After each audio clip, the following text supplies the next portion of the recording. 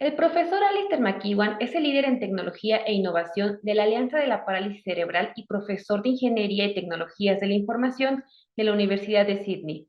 Es líder en el área para dispositivos e instrumentación biomédica y ayuda a dirigir el Centro de Capacitación para la Bioingeniería Innovadora del Consejo Australiano de Investigación. La doctora Petra Karlsson es investigadora senior en la Alianza de la Parálisis Cerebral y afiliada a la Universidad de Sydney. Le apasiona encontrar maneras nuevas de utilizar tecnología de asistencia y tecnología de ingeniería para mejorar la comunicación y las oportunidades de participación de niños y adultos con parálisis cerebral. Bienvenidos al webinar Tecnologías Accesibles y Tecnología de Asistencia para Comunicación y Accesibilidad.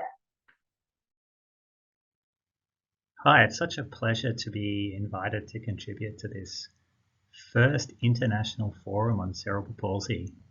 We're so excited to let you know about our research and activities from Sydney, Australia in accessible and assistive technology for helping people with cerebral palsy to meet their communication and mobility goals. Together, Petra and I lead the technology research at the Cerebral Palsy Alliance Institute as a key combination between health researchers and biomedical engineering. Health with Petra Karlsson as an occupational therapist, and engineering with myself, Alistair McEwan, as a biomedical engineer. This allows us to take a consumer-led approach to our research and make sure that we're working on technologies that families living with cerebral palsy really want. Isn't it wonderful to see the technology that we're using more and more each day becoming more accessible to people with disability? There seems to be some very healthy competition between the largest technology companies to make sure that their technology is more accessible. For example, in the past few months, it's finally become possible to hang up your iPhone call with voice control. Previously, this would have required you to touch a screen, touch a button, or use a switch device. Technology that's considered assistive includes mobility aids such as wheelchairs and exoskeletons, but when it comes to communication assistive devices, there's a merging of accessible and assistive. For example, a communication board is assistive technology, but when it becomes digital, it might be accessed with a switch, an eye gaze device, or a brain-computer interface. This international conference has been really well timed with World CP Day events around the globe. We wanted to highlight a contest for technology ideas based on lived experiences, where you can win $5,000 and vote for your favorite ideas. These ideas will be so valuable for many researchers and the tech community in this area to help them design better and more accessible tech solutions.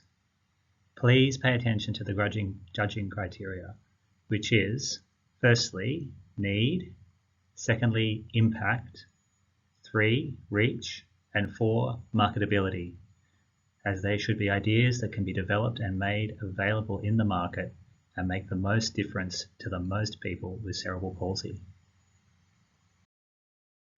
Our talk will first introduce some exciting future technology like exoskeletons and implants.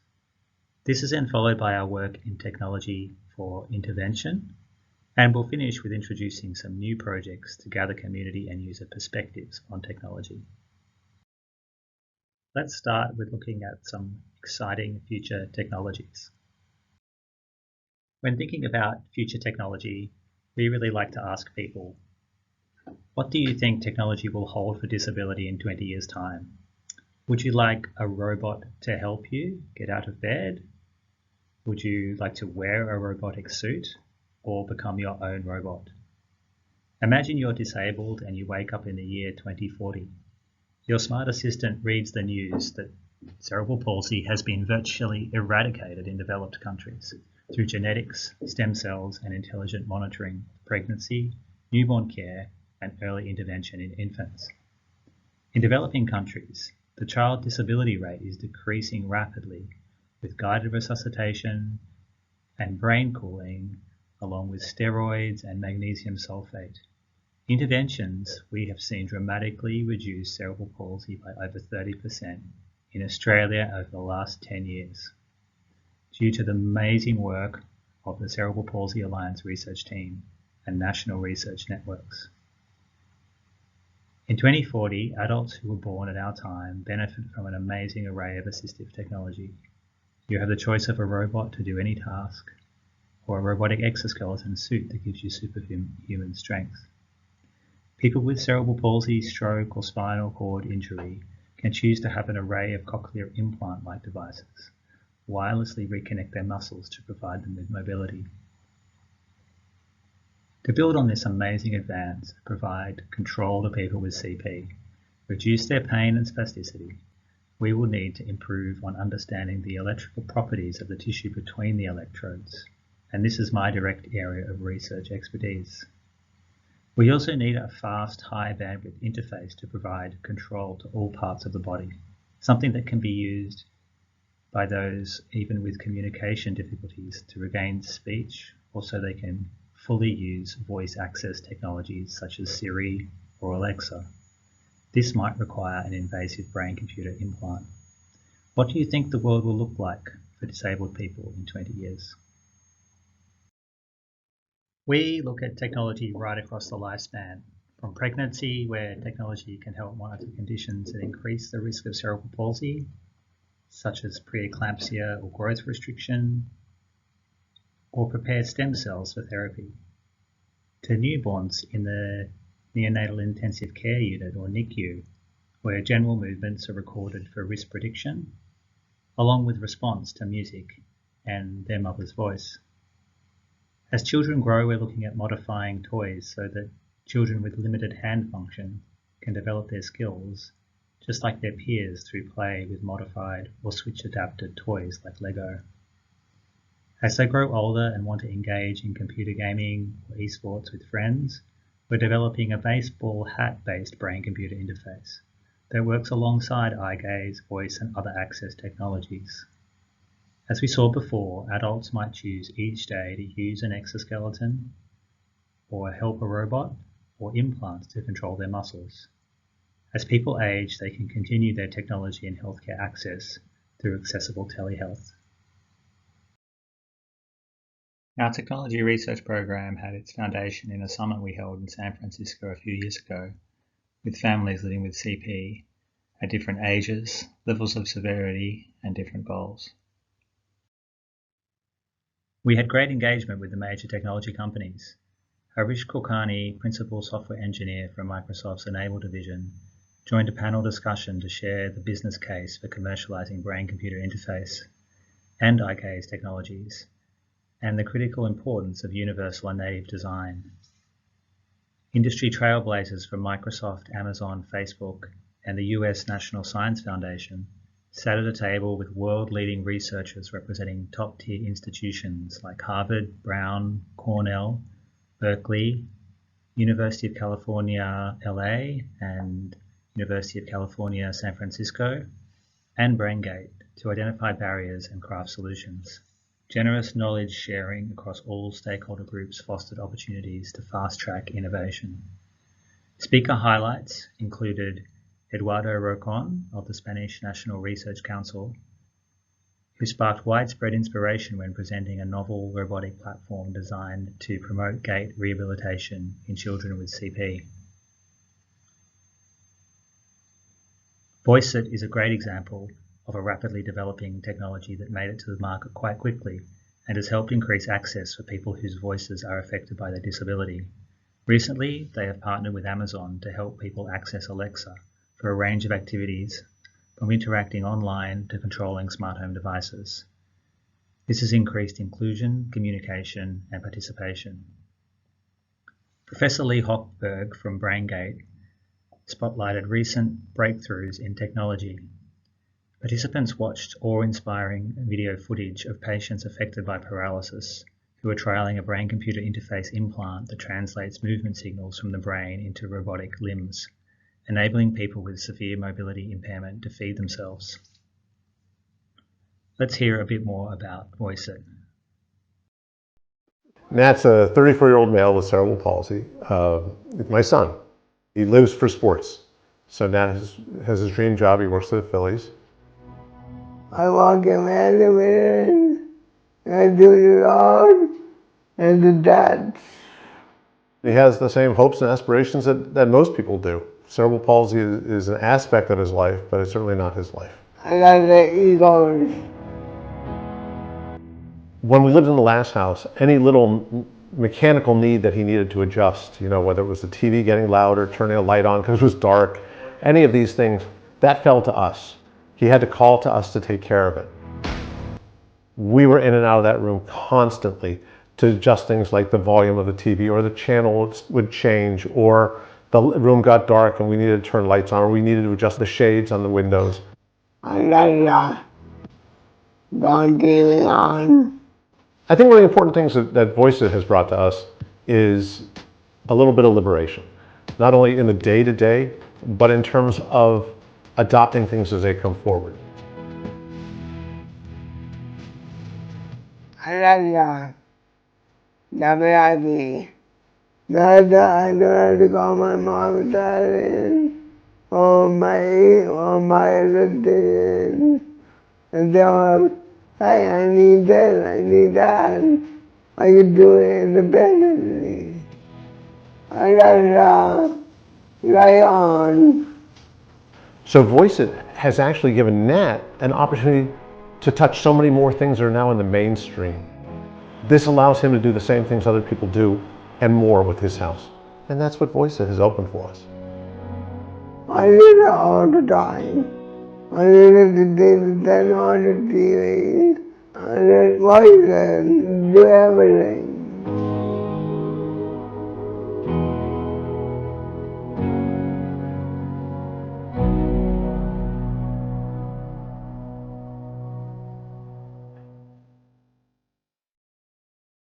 We heard from several exoskeleton groups at the summit. A great example of an accessible exoskeleton that's now in the marketplace is Biomotum, a powered exoskeleton based on an ankle-foot orthosis, or AFO.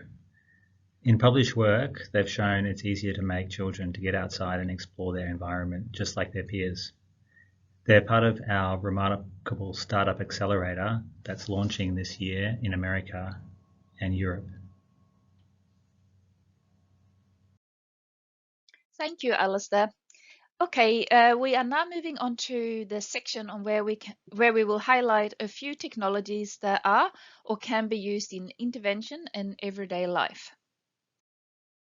As health professionals, for many we work with, there are some form of technology need, especially in this century. This graph gives you an overview of the high-tech needs in disability. I work for an organization called Cerebral Palsy Alliance, and as such, my experience lies mainly within the group of cerebral palsy. But much of what I'm going to talk to has applications for other groups shown in this slide. For the 17 million people with cerebral palsy worldwide and others living with a disability, technological advances that can enhance participation, such as mainstream technology, can be a challenge to access for intervention and for daily use. Cerebral Palsy Alliance is one example of a non-for-profit organization who wants to be involved in solving the problems of high technology needs in the disability field, both from a clinical and research perspective. Cerebral Palsy Alliance have been operating for over 70 years. Our organization was developed by a group of parents of children with cerebral palsy and was originally known as the Spastic Centre of New South Wales. Led by Neil and Audrey McLeod, whose daughter Jennifer had cerebral palsy, these parents were pioneering treatment, education, equipment, employment, and independent living, as well as research for people with cerebral palsy worldwide.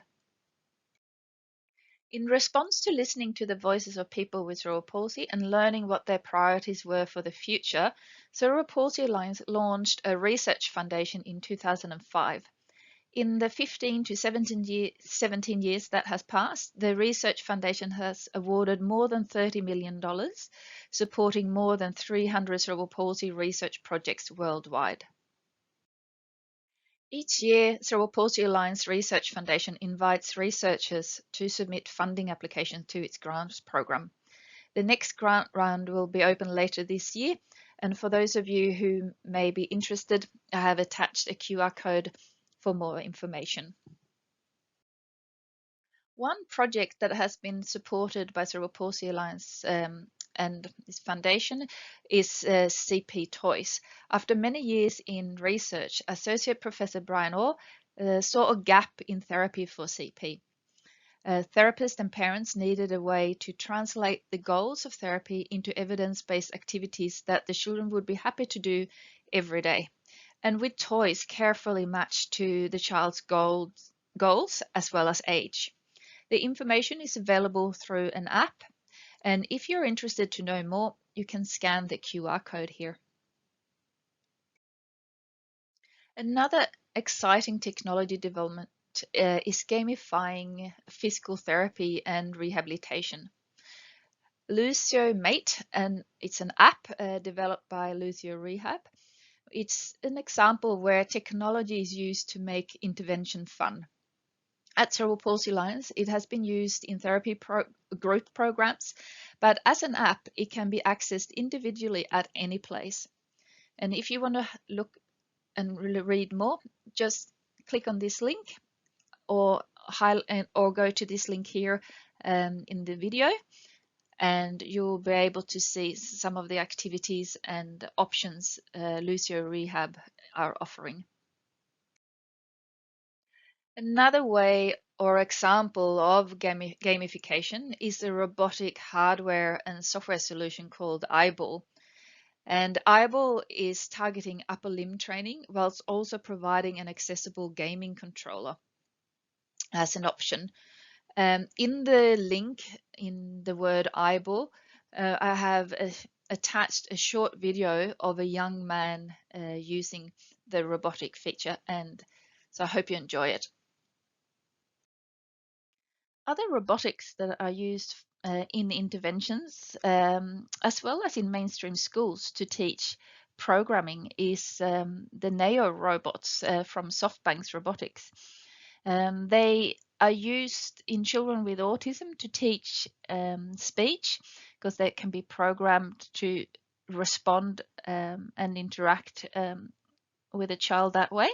And they've also been used to be, as you can see in the picture here, that they can do a lot of movement, so they can be programmed to lead exercise programs as well for young children, and I know that they have also been used in some aged care facilities, which is quite lovely.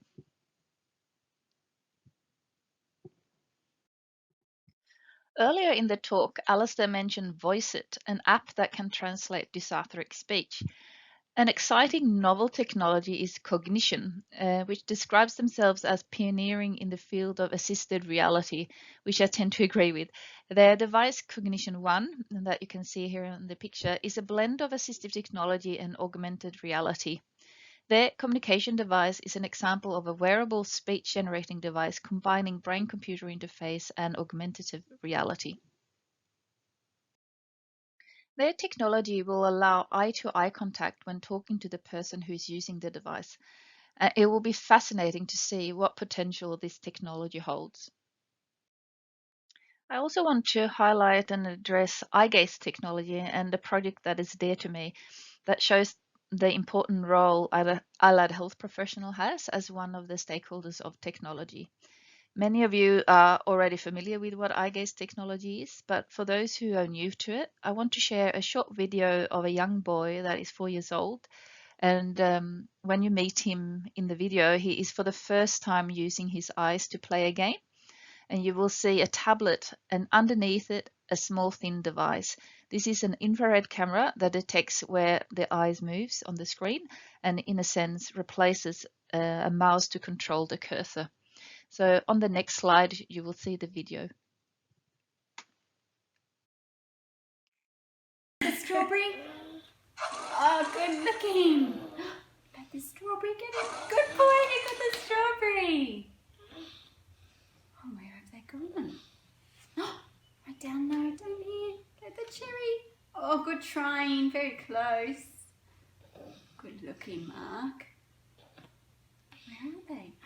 Oh, they're right down the bottom. What do we have to do in this one? Who's behind the door? Knock, knock, knock. Good looking! It's the cat.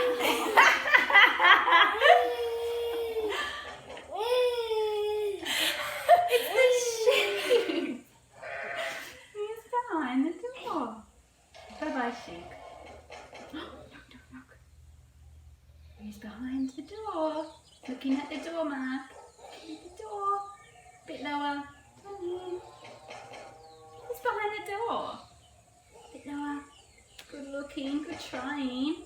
Good boy. Bit lower. Good boy. Good looking. It's the little birdies. This was a great session. After this, he was able to play a game with his brother and was for the first time able to fully participate in a play activity.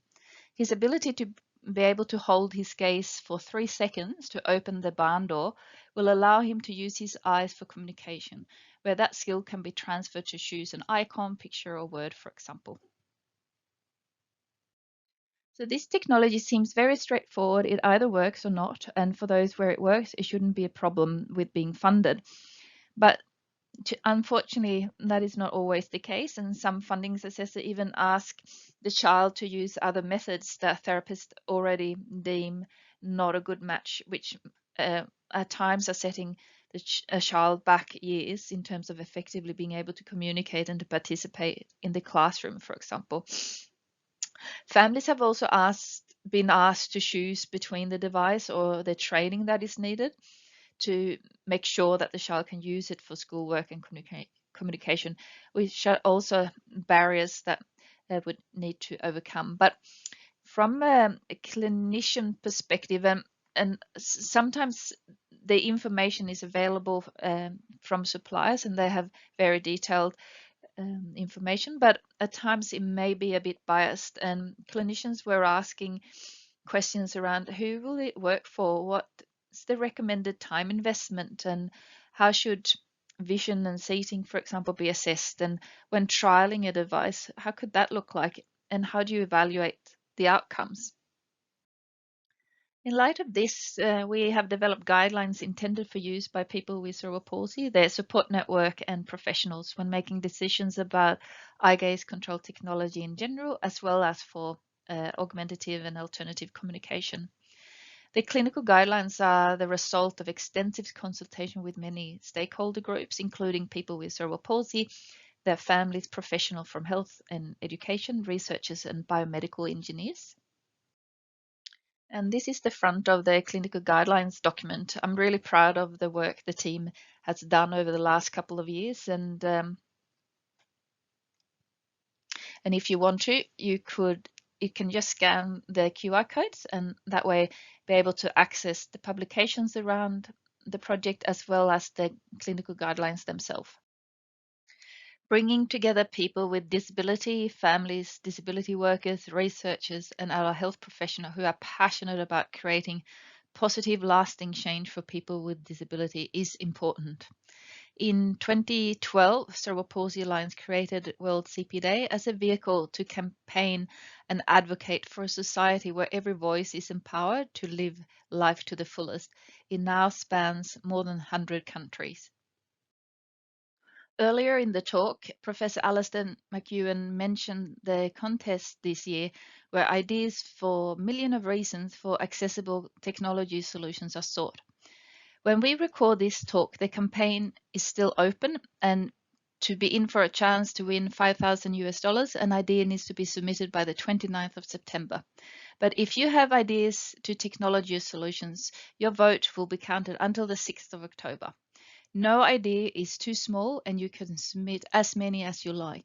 Your ideas can be for any technology that improves mobility, communication, future of work, inclusivity of play, or the accessibility of home for people living with a disability. Thank you so much for tuning in to our talk today, and thank you so much.